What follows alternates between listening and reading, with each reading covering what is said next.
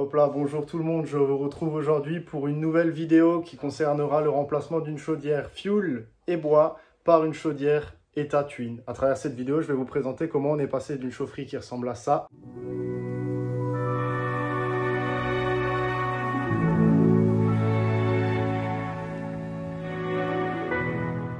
à une chaufferie qui ressemble à ça.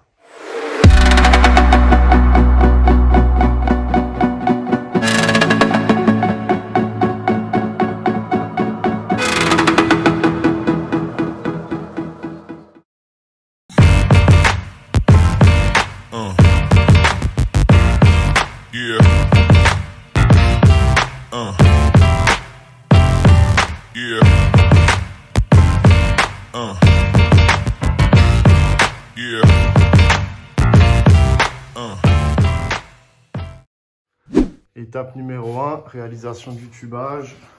Donc 2 trous, un pour l'évacuation des fumées et un deuxième pour la trappe de ramonage. Ça sera juste ici.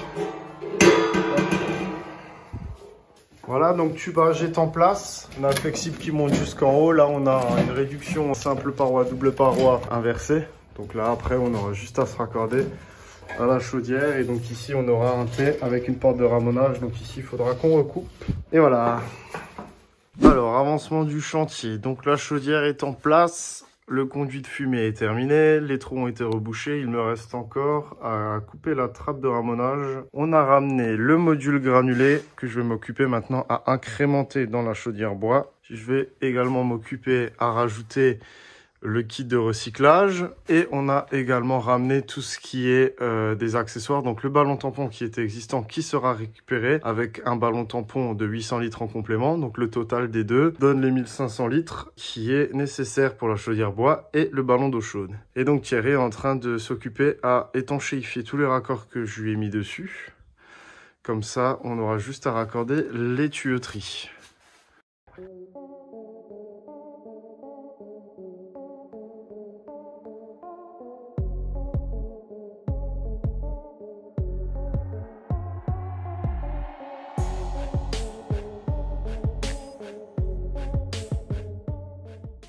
Allez, on va attaquer le kit hydraulique à brancher sur la chaudière. Donc kit de recyclage qui permet de recycler l'eau afin que la chaudière reçoive toujours des retours assez chauds. Donc tout le kit à monter ici, ça comprend du coup une vanne mélangeuse avec un circulateur. On va aussi s'occuper tout de suite de préparer tout ce qui est soupape de décharge thermique.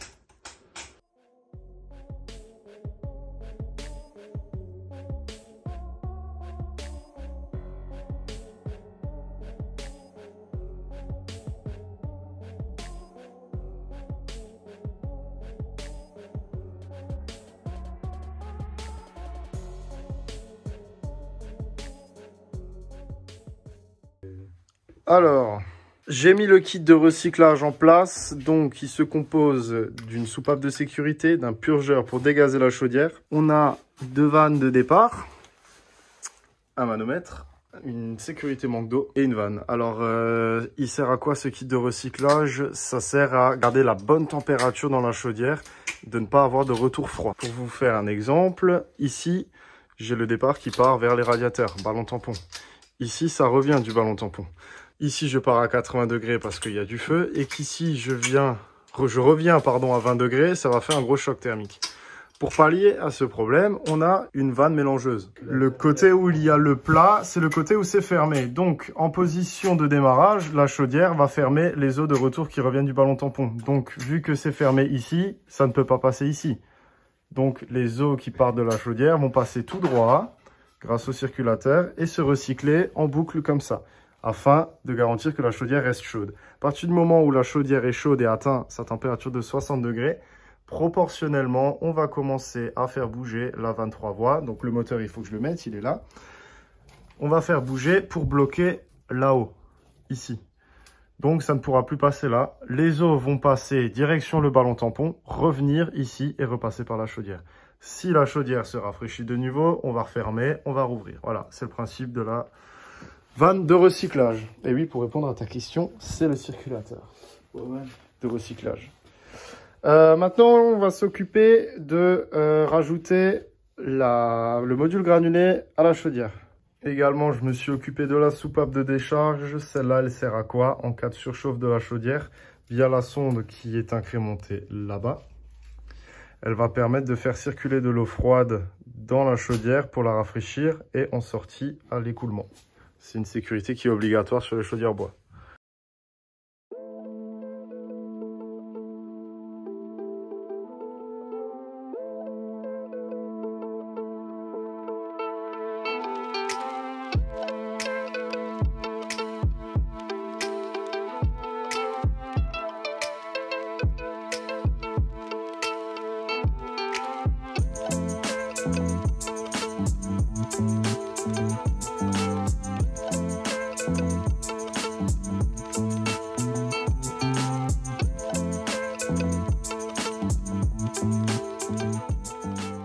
Alors, petit avancement, là, du coup, je suis toujours encore en train de coupler la granulée à la chaudière bois.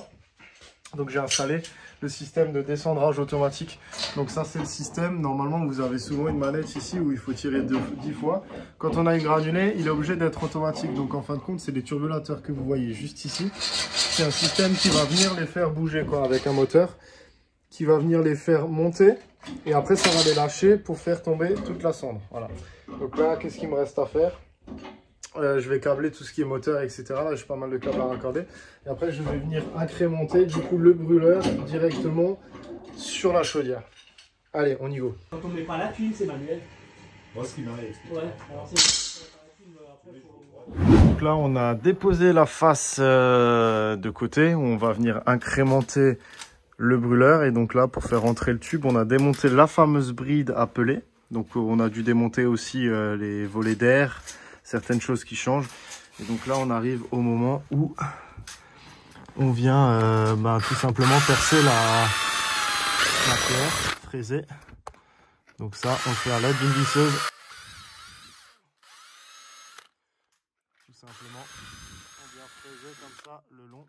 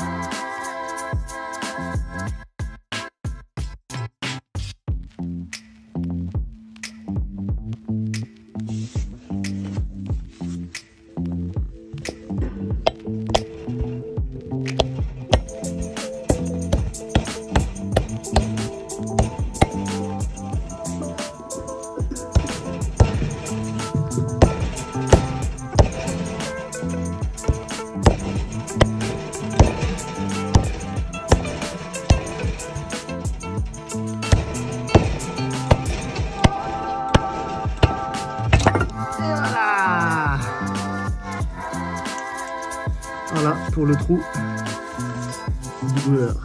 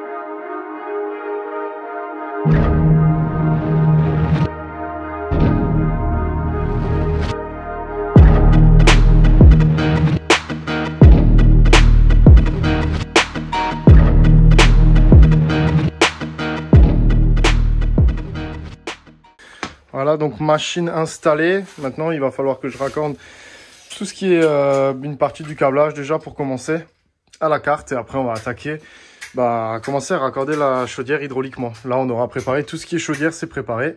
Et on va pouvoir monter tout ce qui est hydraulique.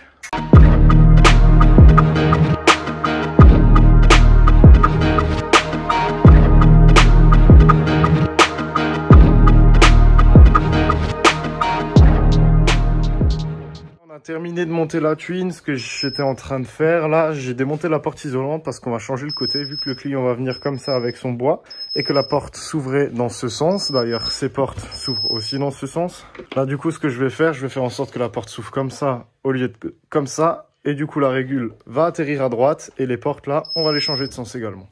Alors, on va s'attaquer aux conduites. Donc toujours encore la même chose. Départ-retour, on va longer le long. Ici, on va mettre le collecteur avec les groupes de départ hydraulique. On a un circuit avec une vanne de mélange pour les radiateurs et un circuit direct pour le ballon d'eau chaude qui est ici. Donc, je vais commencer à tirer les rails, commencer à tirer les conduites derrière. Et puis, on va tout de suite isoler. Comme ça, on peut pousser le ballon, raccorder l'eau chaude, l'eau froide. Voilà. Là, on va s'occuper maintenant de tirer les liaisons en cuivre.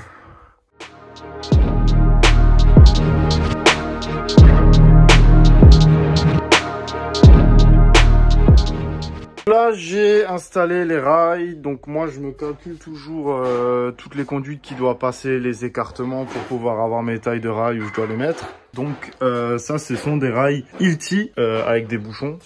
Avec moi j'utilise c'est des genres de blocs rails comme ça, clips. Alors Hilti, ils m'ont rien donné pour que je parle de leur marque, mais franchement c'est génial. Moi j'ai toujours utilisé ça, c'est tip top. Et du coup, comment ça marche? Par exemple là, maintenant je vais m'aligner au tuyau parce que là je vais avoir mon tuyau de départ qui passe. Donc là j'ai mon petit clips, je le mets en place sur l'axe comme ça. Hop, j'appuie. Clic, et voilà, et ça tient tout seul, on serre l'écrou, on met son collier. Pareil pour ici. Hop. Là, je suis bien sur l'axe. Hop, j'appuie, clic, et c'est bon, c'est fait. Voilà. Et donc, moi, je vais faire ça maintenant avec tous les colliers, et comme ça, je vais pouvoir commencer à tirer les tuyaux et à installer les groupes de départ entre ces deux rails.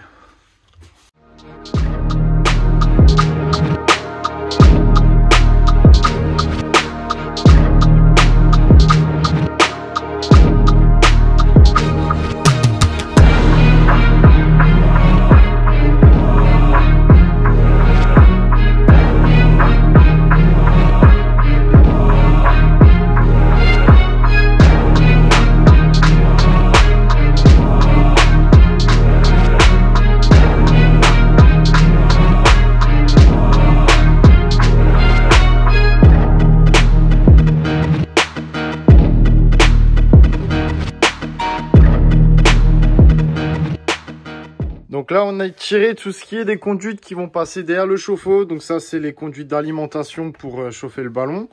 Et les conduites qui vont aller au ballon tampon, ainsi que le chemin de câble pour l'électricité.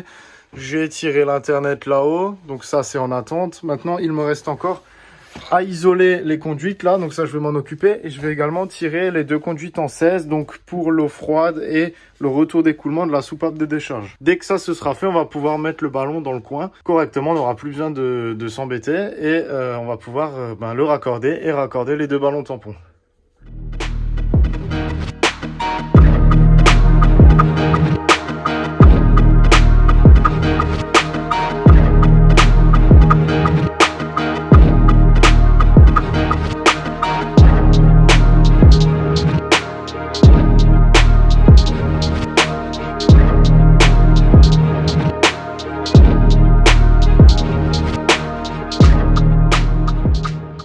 Voilà, on a mis le ballon d'eau chaude en place. Maintenant, Thierry, lui, va s'occuper de raccorder donc le retour, le départ au serpentin du ballon d'eau chaude et puis l'eau chaude à la tente qu'il a laissée ici et l'eau froide. Quant à moi, je suis en train de réfléchir la meilleure moyen de coupler les deux ballons tampons et je vais commencer à les mettre en place pour pouvoir raccorder du coup départ et retour provenant de la chaudière, sachant que j'ai également la vanne d'inversion à mettre. Alors ça, je vous l'expliquerai plus tard.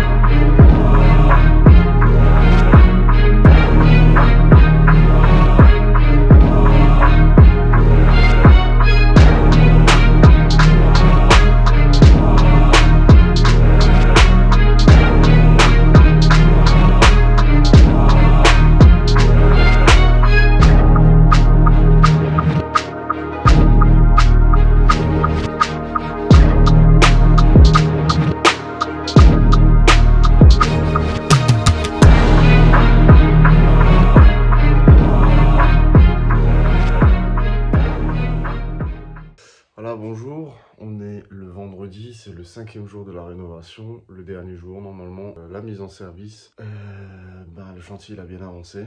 On va tout de suite faire le tour ensemble et je vais vous montrer tout ce qu'on a fait. Alors voilà, la chaufferie a bien avancé, tout est sous pression, toutes les conduites sont posées. Pour faire un peu le tour du fonctionnement de l'installation. La chaudière, le premier truc qu'elle va chauffer, c'est elle-même. Parce qu'elle a horreur des retours froids. Vous imaginez bien que si on fait du feu dans la chaudière et qu'on a un départ très chaud et qu'on revient avec de l'eau des radiateurs très froid, ça va poser des gros problèmes et ça va la casser. Donc elle va toujours faire en sorte de se réchauffer elle-même. Ensuite, votre eau chaude va passer. Cela, on en parle plus tard. Elle va passer toujours encore jusqu'au ballon tampon. Ballon tampon, on a une vanne qu'on appelle vanne de délestage au démarrage. Au démarrage, la chaudière va fonctionner entre ces deux vannes. C'est-à-dire que, pareil, c'est une vanne 3 voies. On va bloquer là à gauche et laisser ouvert là en haut, ce qui va permettre de fonctionner seulement sur le haut du ballon tampon. Cela permettra de monter plus rapidement le ballon tampon en température, du moins le haut. Et à partir du moment où vous avez une certaine température en haut du ballon tampon, la vanne s'ouvre, donc elle va ouvrir ici et fermer ici. Et donc on fonctionnera sur tout le volume du ballon tampon.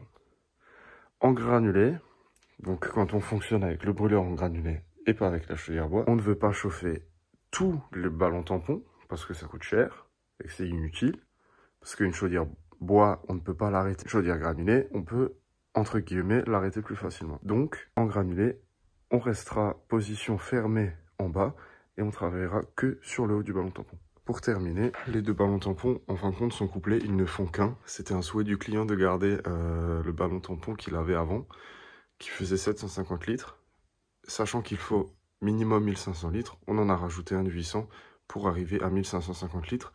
Donc voilà pourquoi il y a deux ballons tampons, mais sachant qu'ils sont couplés là, il faut imaginer que c'en est qu'un. C'est comme si on en avait un de 2000, parce qu'ils sont couplés, donc ils vont monter en température de la même manière. Ici, on a le ballon d'eau chaude, le départ d'eau chaude, le départ retour du serpentin, l'eau froide, le groupe de sécurité, ici, pardon, et le vase d'expansion pour pas que le groupe de sécurité coupe. Ici, les groupes de départ. Les groupes de départ, c'est eux qui vont servir à envoyer l'eau chaude pour chauffer votre ballon ou dans vos radiateurs. Je disais donc, on va chauffer le ballon tampon. Et à partir du moment où le ballon tampon sera à une certaine température, on va commencer à démarrer les pompes. Le groupe de départ, c'est constitué d'une pompe pour les groupes de départ directs. Et pour les groupes de départ mélangés, c'est constitué d'une pompe et d'une vanne mélangeuse. Le groupe de départ direct, c'est ce qui est pour réchauffer l'eau sanitaire.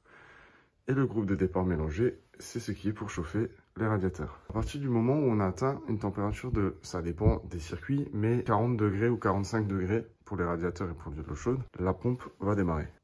Comment fonctionne la régulation de vos radiateurs? Si vous n'avez pas de thermostat d'ambiance, on fonctionne sur une courbe de chauffe. Courbe de chauffe, c'est quoi? Il faut imaginer un graphique, comme ce qu'on faisait en sciences. Donc vous avez les abscisses, les ordonnées, et vous avez une ligne avec la température que vous envoyez dans les radiateurs et une ligne en bas avec la température extérieure. Nous, on vient ajuster une courbe comme ce que vous voyez sur la photo ici présente.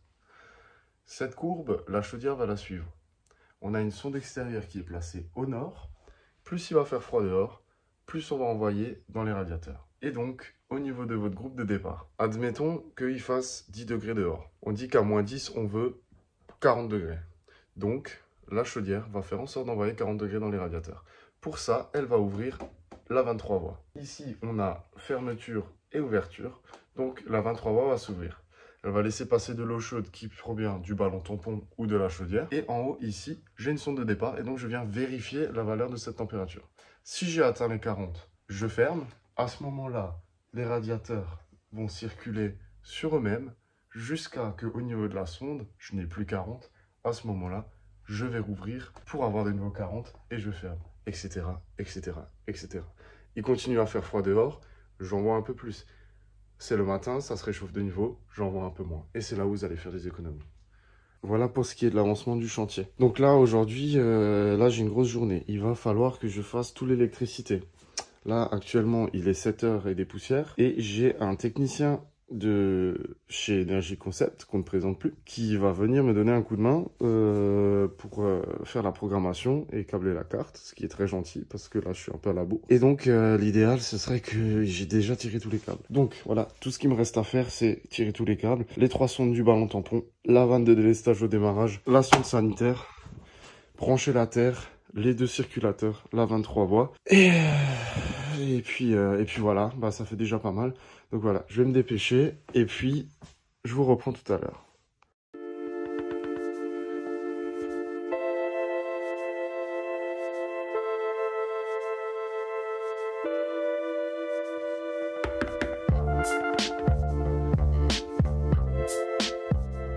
Alors j'ai été rejoint par Stéphane, le technicien spécialiste de chez Energy Concept, société qu'on ne présente plus.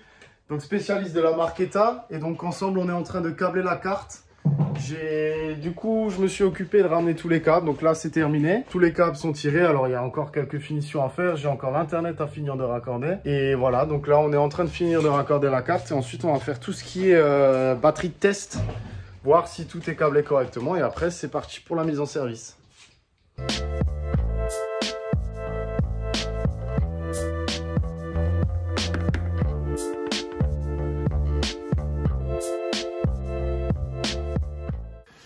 Voilà, donc on est arrivé à l'étape des tests de mise en service. Donc là, on a déjà effectué tous les tests de sécurité de la chaudière. Ça, c'est bon. Et maintenant, on va réaliser les tests pour tout ce qui est 23 voies et le reste.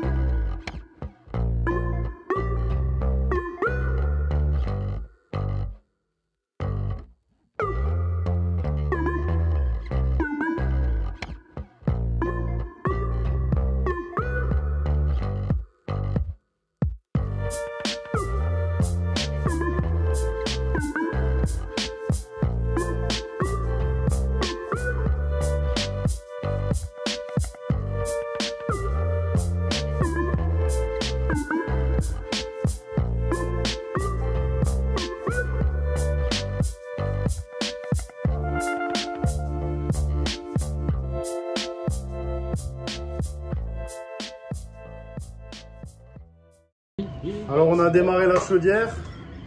Voilà, donc c'est en train de brûler tranquillement. Là vous avez chargé en bois. Voilà, on a monté le silo granulé. Donc silo Etabox M6 pour les 500 kg. Donc là maintenant on va tirer les conduits.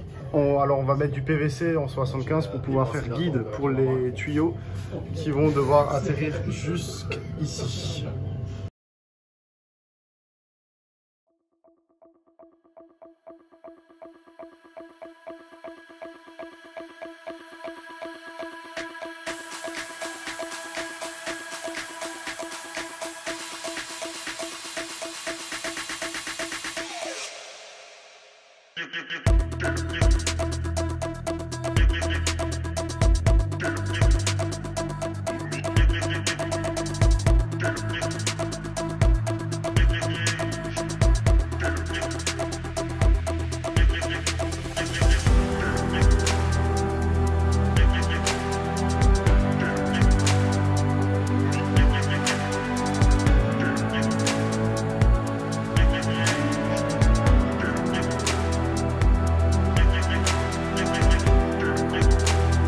Voilà, j'espère que cette vidéo vous aura plu.